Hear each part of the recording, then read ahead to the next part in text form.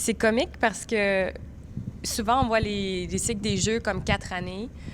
Là, ça fait 2 qu'on passe, même 3, mais 2 où on est très présent dans le circuit. Puis, on voit les jeux qui s'en viennent. Ça s'en vient vite, ça s'en vient beaucoup, beaucoup plus vite qu'on pensait.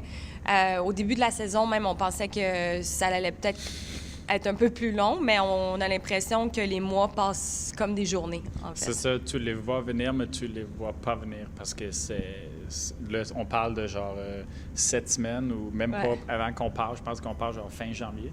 Fait que c'est vraiment, vraiment, vraiment proche. Extraordinairement excitant. C'est sûr que, tu sais, avec les pandémies, mon blessure dans le genou, ça a pris beaucoup, beaucoup de temps de se remettre sur la glace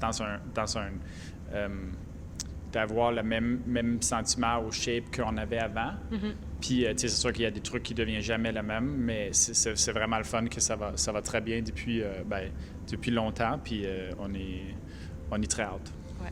On n'a pas eu le temps de sentir qu'on était peut-être fatigué ou d'avoir un petit down après chaque compétition. Non, c'est ça. Reprendre le beat des compétitions, c'est quelque chose qu'on se rend compte que ça nous a vraiment manqué. Ça nous a vraiment manqué. On aime ça, l'entraînement, mais on s'entraîne pour compétitionner.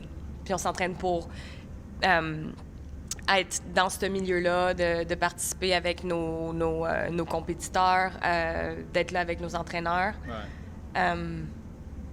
C'est ça. Oui. C'est vraiment...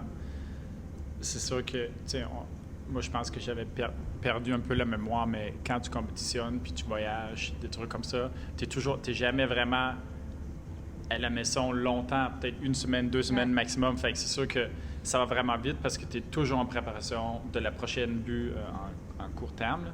Fait que c'est ça, c'est comme depuis août, je sais même pas, c'est août, septembre, octobre, novembre, ça s'est juste écroulé très vite. Là.